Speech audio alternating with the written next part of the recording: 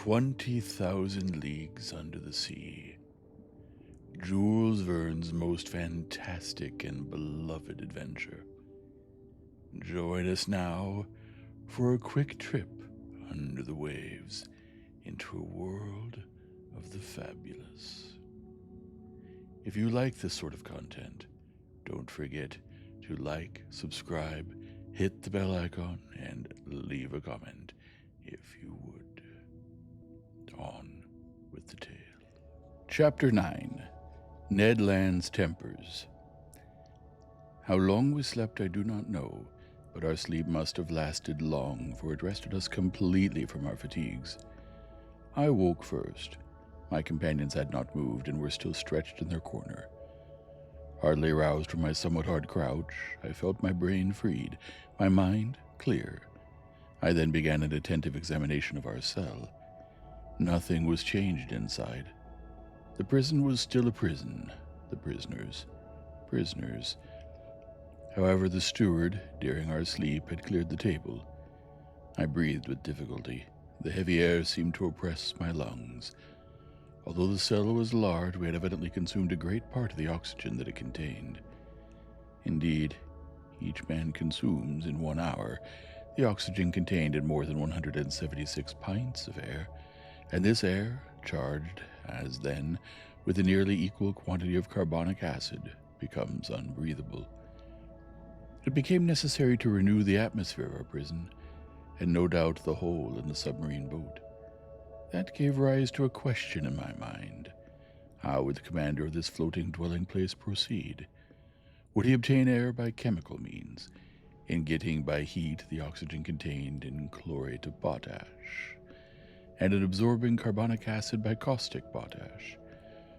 Or, a more convenient, economical, and consequently more probable alternative, would he be satisfied to rise and take breath at the surface of the water like a whale, and so renew for 24 hours the atmospheric provision? In fact, I was already obliged to increase my respirations to eke out of this cell the little oxygen it contained, when suddenly I was refreshed by a current of pure air and perfumed with saline emanations. It was an invigorating sea breeze charged with iodine. I opened my mouth wide, and my lungs saturated themselves with fresh particles. At the same time, I felt the boat rolling. The iron-plated monster had evidently just risen to the surface of the ocean to breathe, after the fashion of whales. I found out from that the mode of ventilating the boat. When I had inhaled this air freely, I sought the conduit pipe, which conveyed to us the beneficial whiff, and I was not long in finding it. Above the door was a ventilator, through which volumes of fresh air renewed the impoverished atmosphere of the cell. I was making my observations when Ned and Conseil awoke almost at the same time under the influence of this reviving air. They rubbed their eyes, stretched themselves, and were on their feet in an instant. "Did master sleep well?" asked Conseil with his usual politeness. "Very well, my brave boy. And you, Mr. Land?" "Soundly, Professor, but I don't know if I'm right or not. There seems to be a sea breeze." A seaman could not be mistaken, and I told the Canadian all that had passed during his sleep.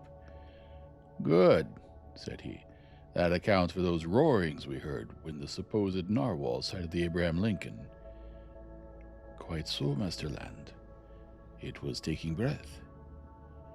"Only, Mr. Aronnax, I have no idea what o'clock it is, unless it's dinner time." "Dinner time? My good fellow, say rather breakfast time, for we certainly have begun another day." "So," said Conseil, "we have slept 24 hours? "That is my opinion." "I'll not contradict you," replied Ned Land. "But dinner or breakfast, the steward will be welcome, whichever he brings." "Master Land, we must conform to the rules on board, and I suppose our appetites are in advance of the dinner hour." "That is just like you, friend Conseil," said Ned impatiently. "You are never out of temper, always calm. You would return thanks before grace, and die of hunger rather than complain." Time was getting on, and we were fearfully hungry, and this time the steward did not appear. It was rather too long to leave us, if they really had good intentions toward us, Ned Land, tormented by the cravings of hunger, got still more angry, and notwithstanding his promise, I dreaded an explosion when he found himself with one of the crew. For 2 hours more, Ned Land's temper increased. He cried, he shouted, but in vain. The walls were deaf. There was no sound to be heard in the boat. All was still as death. It did not move, for I should have felt the trembling motion of the hull under the influence of the screw. Plunged in the depths of the waters, it belonged no longer to earth. This silence was dreadful. I felt terrified. Conseil was calm. Ned Land roared. Just then a noise was heard outside. Steps sounded on the metal flags. The locks were turned, the door opened, and the steward appeared. Before I could rush forward to stop him, the Canadian had thrown him down and held him by the throat. The steward was choking under the grip of his powerful hand.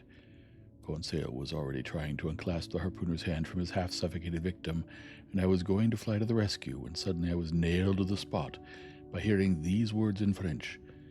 "Be quiet, Master Land. And you, Professor, will you be so good as to listen to me?" End of Chapter 9. Chapter 10. The Man of the Seas. It was the commander of the vessel who thus spoke. At these words, Ned Land rose suddenly. The steward, nearly strangled, tottered out on a sign from his master, but such was the power of the commander on board that not a gesture betrayed the resentment which this man must have felt toward the Canadian. Conseil, interested in spite of himself, I, stupefied, awaited in silence the result of this scene. The commander, leaning against the corner of a table with his arms folded, scanned us with profound attention. Did he hesitate to speak? Did he regret the words which he had just spoken in French? One might almost think so. After some moments of silence which not one of us dreamed of breaking, "Gentlemen," said he, in a calm and penetrating voice, "I speak French, English, German, and Latin equally well. I could therefore have answered you at our first interview, but I wish to know you first, then to reflect. The story told by each one, entirely agreeing in the main points, convinced me of your identity. I know now what chance has brought before me Monsieur Pierre Aronnax, Professor of Natural History at the Museum of Paris, entrusted with a scientific mission abroad, Conseil, his servant, and Ned Land of Canadian origin, harpooner on board the frigate Abraham Lincoln of the Navy of the United States of America." I bowed assent. It was not a question that the commander put to me. Therefore there was no answer to be made. This man expressed himself with perfect ease, without any accent. His sentences were well turned, his words clear, and his fluency of speech remarkable. Yet I did not recognize in him a fellow countryman. He continued the conversation in these terms. "You have doubtless thought, sir, that I have delayed long in paying you this second visit. The reason is that, your identity recognized, I wish to weigh maturely what part to act toward you. I have hesitated much. Most annoying circumstances have brought you into the presence of a man who has broken all the ties of humanity. You have come to trouble my existence." "Unintentionally," said I. "Unintentionally," replied the stranger, raising his voice a little. "Was it unintentionally that the Abraham Lincoln pursued me all over the seas? Was it unintentionally that you took passage in this frigate? Was it unintentionally that your cannonballs were bounded off the plating of my vessel? Was it unintentionally that Mr. Ned Land struck me with his harpoon?" I detected a restrained irritation in these words, but to these recriminations I had a very natural answer to make, and I made it.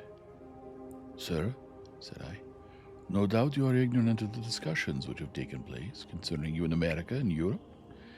You do not know that diverse accidents caused by collisions with your submarine machine have excited public feeling in the two continents. I omit the theories without number by which it was sought to explain that of which you alone possess the secret, but you must understand that in pursuing you over the high seas of the Pacific, the Abraham Lincoln believed itself to be chasing some powerful sea monster, of which it was necessary to rid the ocean at any price. A half smile curled the lips of the commander, then, in a calmer tone, "Monsieur Ernax," he replied, "dare you affirm that your frigate would not as soon have pursued and cannonaded a submarine boat as a monster?" This question embarrassed me, for certainly Captain Farragut might not have hesitated. He might have thought it his duty to destroy a contrivance of this kind, as he would a gigantic narwhal.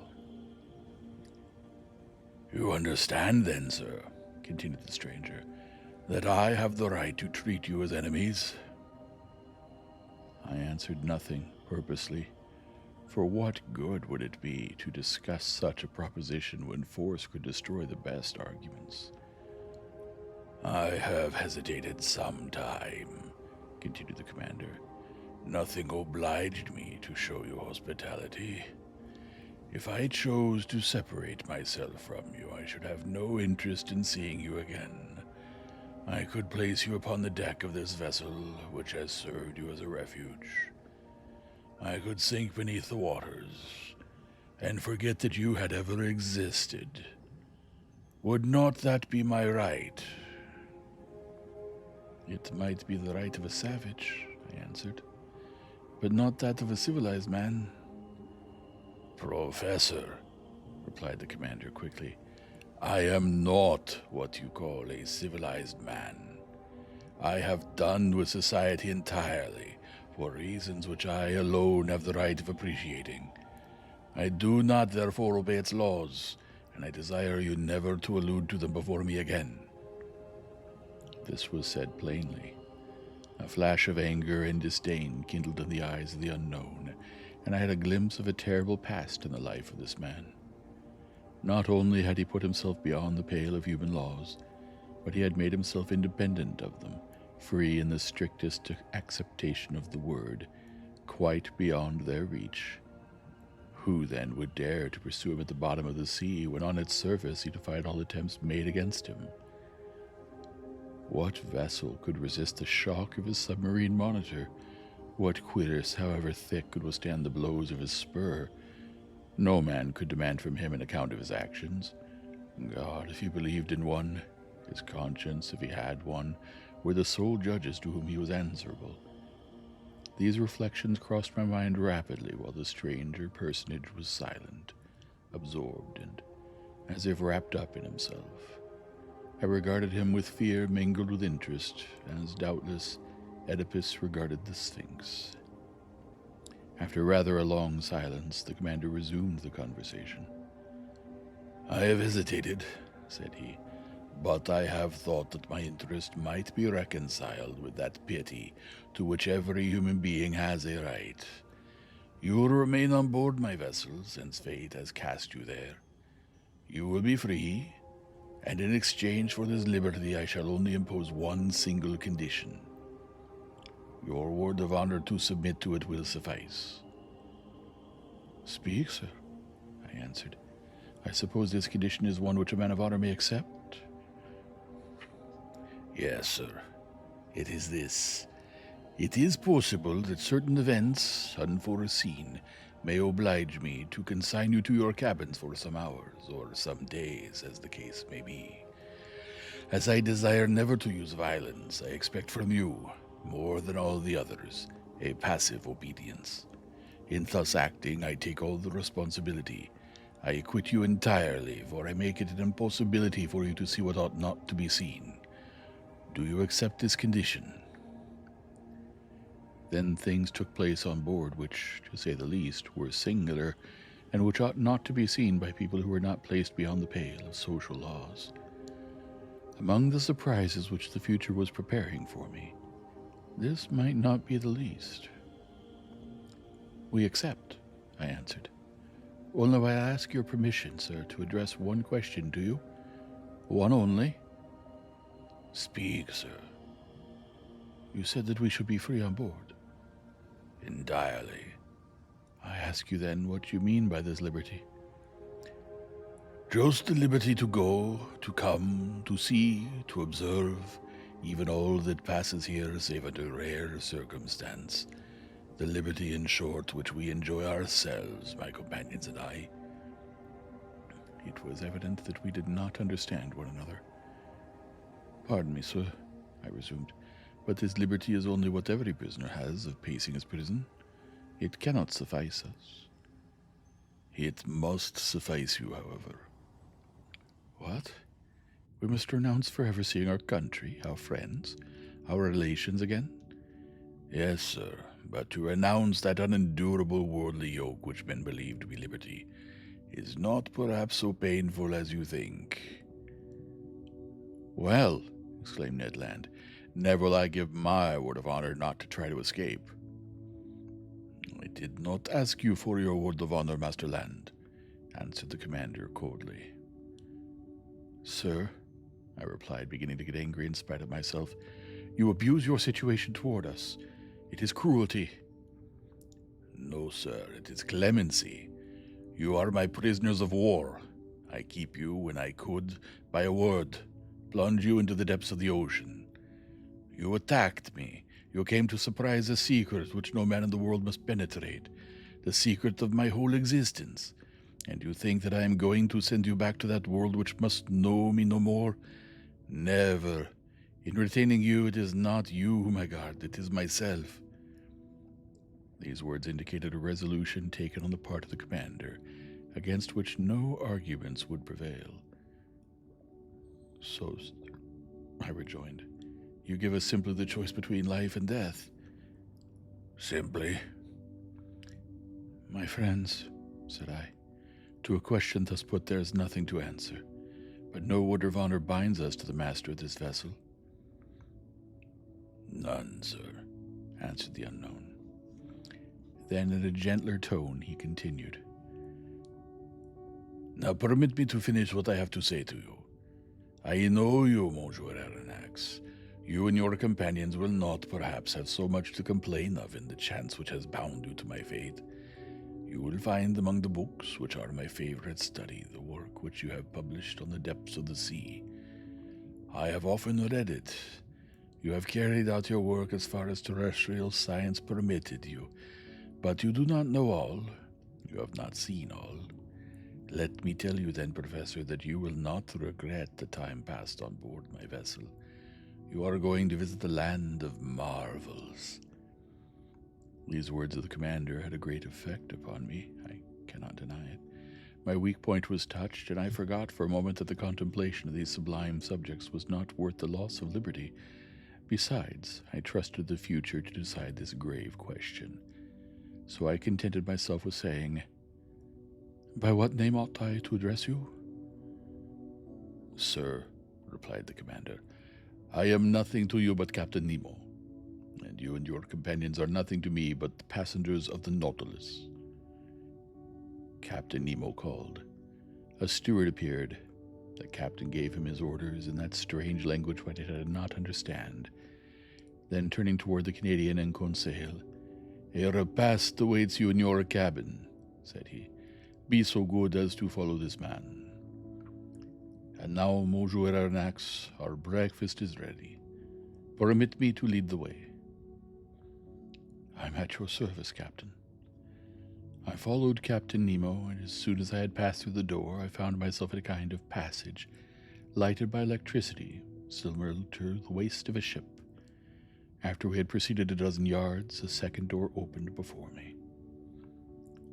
I then entered a dining room decorated and furnished in severe taste. High oaken sideboards, inlaid with ebony, stood at the two extremities of the room, and upon their shelves glittered china, porcelain, and glass of inestimable value. The plate on the table sparkled on the rays which the luminous ceiling shed round, while the light was tempered and softened by exquisite paintings. In the center of the room was a table richly laid out. Captain Nemo indicated the place I was to occupy. The breakfast consisted of a certain number of dishes, the contents of which were furnished by the sea alone, and I was ignorant of the nature and mode of preparation of some of them. I acknowledged that they were good, but they had a peculiar flavor which I easily became accustomed to. These different elements appeared to me to be rich in phosphorus, and I thought they must have a marine origin. Captain Nemo looked at me. I asked him no questions, but he guessed my thoughts, and answered of his own accord the questions which I was burning to address to him.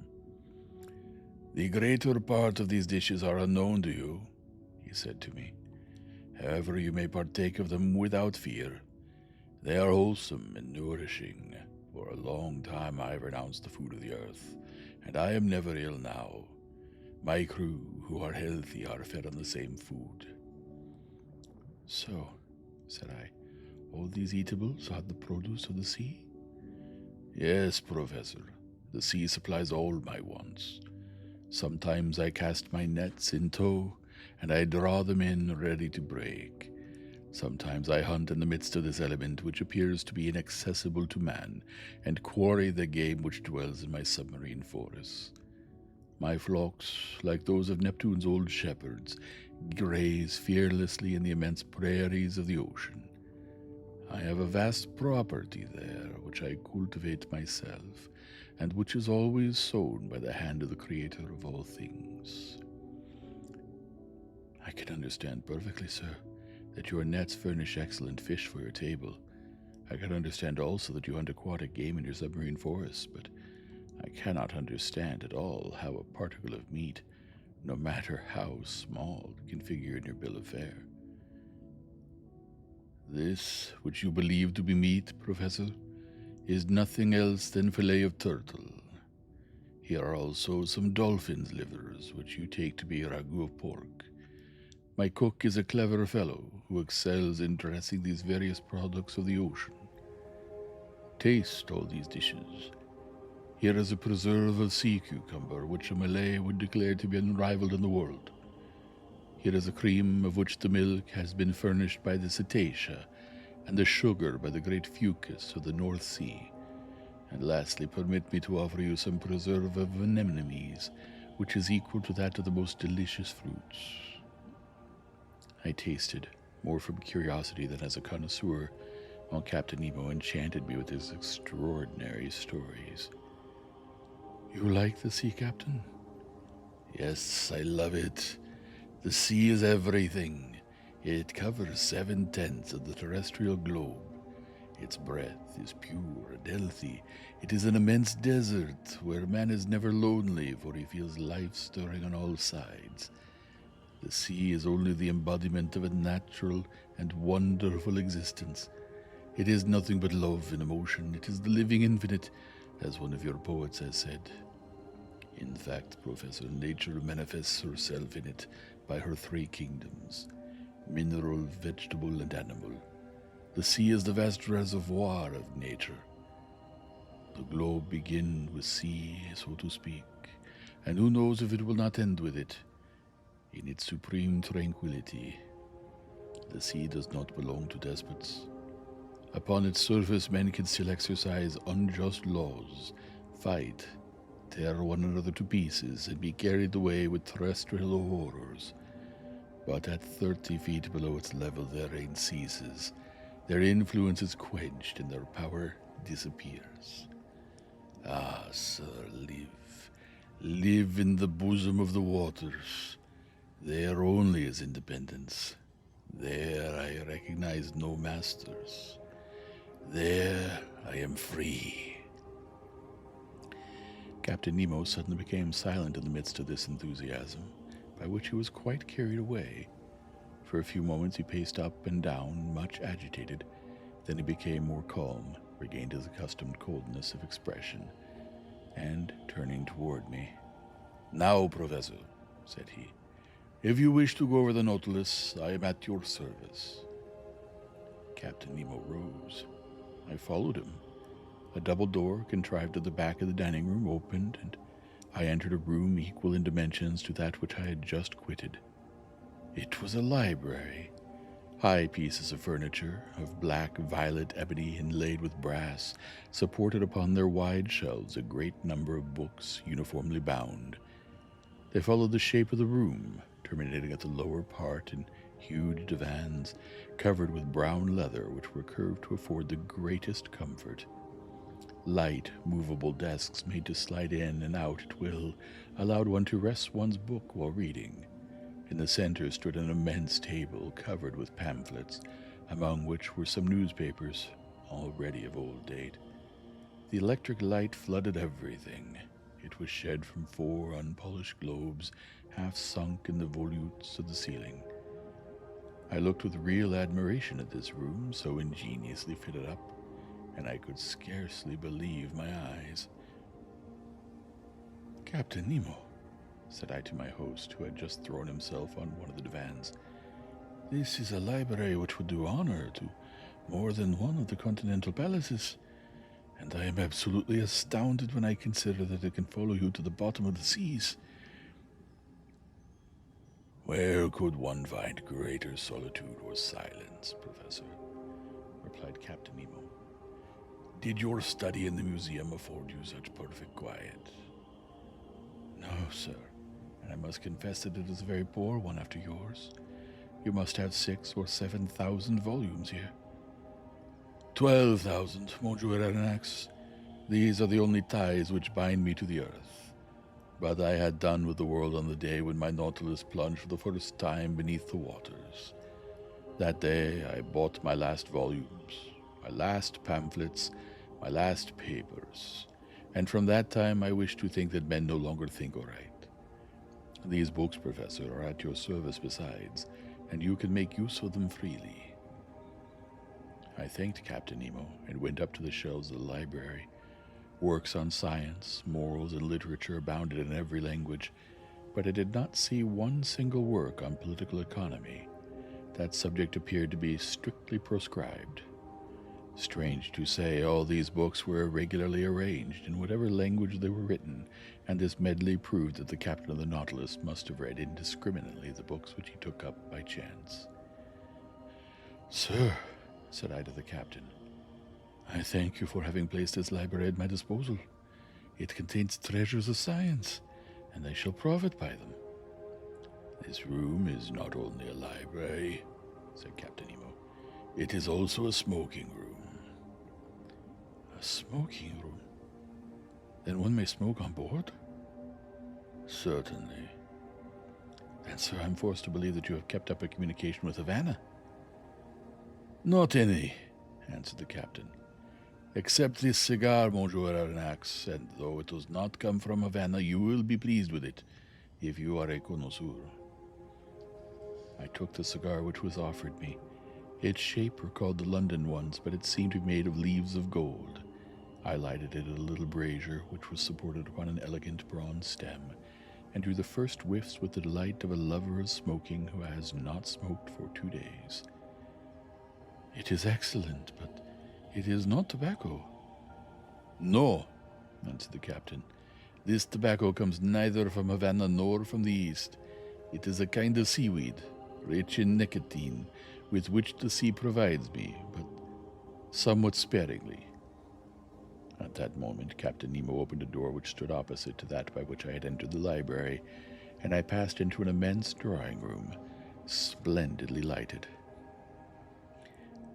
It was a vast, 4-sided room, 30 feet long, 18 wide, and 15 high. A luminous ceiling, decorated with light arabesques, shed a soft, clear light over all the marvels accumulated in this museum. For it was, in fact, a museum in which an intelligent and prodigal hand had gathered all the treasures of nature and art, with the artistic confusion which distinguishes a painter's studio. 30 first-rate pictures, uniformly framed, separated by bright drapery, ornamented the walls, which were hung with tapestry of severe design. I saw works of great value, the greater part of which I had admired in the special collections of Europe and in the exhibitions of paintings. The several schools of the old masters were represented by a Madonna of Raphael, a Virgin of Leonardo da Vinci, a Nymph of Correggio, a Woman of Titian, an Adoration of Veronese, an Assumption of Murillo, a portrait of Holbein, a monk of Velasquez, a martyr of Ribera, a fair of Rubens, 2 Flemish landscapes of Teniers, 3 little genre pictures of Gerard Dow, Metsu, and Paul Potter, 2 specimens of Géricault and Proudhon, and some sea pieces of Bakusen and Verne.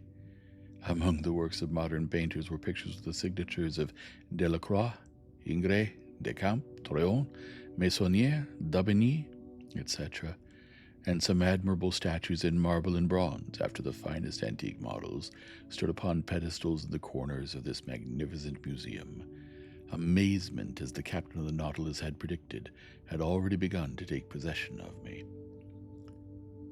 "Professor," said this strange man, "you must excuse the unceremonious way in which I receive you, and the disorder of this room." "Sir," I answered, "without seeking to know who you are, I recognize in you an artist." "An amateur, nothing more, sir. Fortunately, I love to collect these beautiful works created by the hand of man. I sought them greedily and ferreted them out indefatigably, and I have been able to bring together some objects of great value.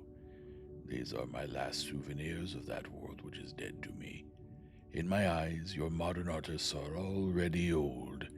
They have 2,000 or 3,000 years of existence. I can found them in my own mind. Masters have no age."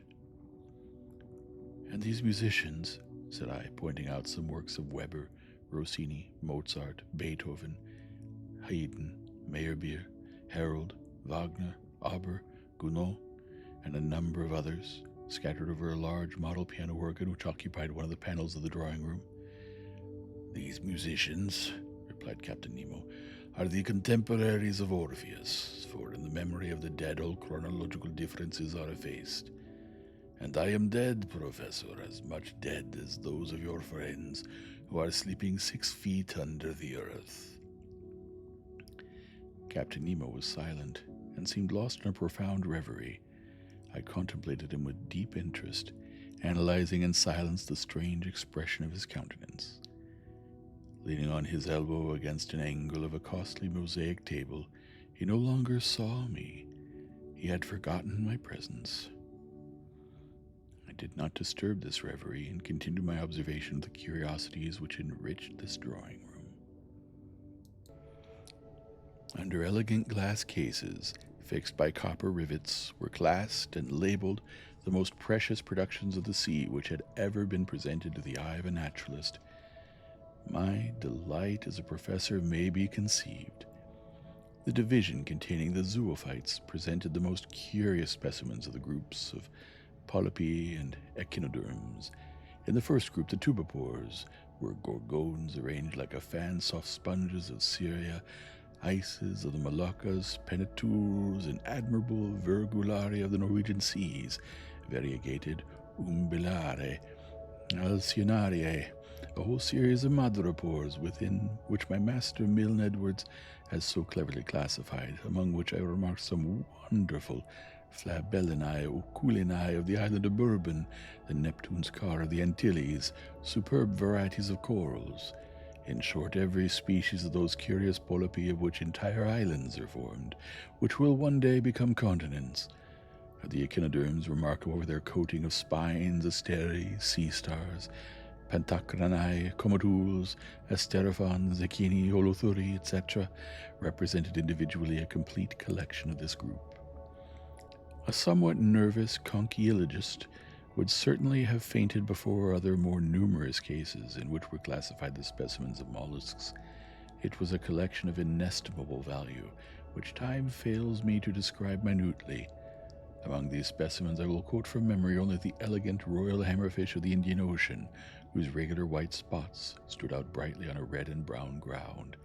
An imperial spondyle, bright-colored, bristling with spines, a rare specimen in the European museums. I estimated its value at not less than £1,000. A common hammerfish of the seas of New Holland, which is only procured with difficulty. Exotic Bucardia of Senegal, fragile white bivalve shells, which a breath might shatter like a soap bubble. Several varieties of the aspergillum of Java, a kind of calcareous tube edged with leafy folds and much debated by amateurs. A whole series of trochee, some a greenish yellow found in the American seas, others a reddish brown, natives of Australian waters, others from the Gulf of Mexico, remarkable for their imbricated shell, stellari found in the southern seas, and last, the rarest of all, the magnificent spur of New Zealand, and every description of delicate and fragile shells to which science has given appropriate names. Apart, in separate compartments, were spread out chaplets of pearls of the greatest beauty, which reflected the electric light in little sparks of fire. Pink pearls torn from the pinarin of the Red Sea, green pearls of the haliatide iris, yellow, blue, and black pearls, the curious productions of the diverse mollusks of every ocean, and certain mussels of the watercourses of the north. Lastly, several specimens of inestimable value, which had been gathered from the rarest pintadines. Some of these pearls were larger than a pigeon's egg, and were worth as much, and more than that which the traveler Tavernier sold to the Shah of Persia for 3 million, and surpassed the one in the possession of the Imam of Muscat, which I had believed to be unrivaled in the world. Therefore, to estimate the value of this collection was simply impossible. Captain Nemo must have expended millions in the acquirement of these various specimens, and I was thinking what source he could have drawn from to have been able thus to gratify his fancy for collecting, when I was interrupted by these words. "You are examining my shells, Professor? Unquestionably they must be interesting to a naturalist, but for me they have a far greater charm, for I have collected them all with my own hand, and there is not a sea on the face of the globe which has escaped my researches." "I can understand, Captain, the delight of wandering about in the midst of such riches. You are one of those who have collected their treasures themselves. No museum in Europe possesses such a collection of the produce of the ocean. But if I exhaust all my admiration upon it, I shall have none left for the vessel which carries it. I do not wish to pry into your secrets, but I must confess that this Nautilus, with the motive power which is confined in it, the contrivances which enable it to be worked, the powerful agent which propels it, all excite my curiosity to the highest pitch. I see suspended on the walls of this room instruments of which I am completely ignorant." "You will find these same instruments in my own room, Professor, where I shall have much pleasure in explaining their use to you. But first come and inspect the cabin which is set apart for your own use. You must see how you will be accommodated on board the Nautilus." I followed Captain Nemo, who, by one of the doors opening from each panel of the drawing room, regained the waist. He conducted me toward the bow, and I there found not a cabin, but an elegant room with a bed, dressing table, and several other pieces of excellent furniture. I could only thank my host. "Your room adjoins mine," said he, opening a door, "and mine opens into the drawing room that we have just quitted." I entered the captain's room. It had a severe, almost a monkish aspect. A small iron bedstead, a table, some articles for the toilet, the whole lighted by a skylight. No comforts, the strictest necessaries only. Captain Nemo pointed to a seat. "Be so good as to sit down," he said. I seated myself, and he began thus. End of Chapter 10. Quite the story so far. What will happen next to those aboard the Nautilus? Tune in next time and find out. And in the meantime, if you've enjoyed the story, like, subscribe, hit the bell icon, and leave a comment if you would. It really helps us out. Good night.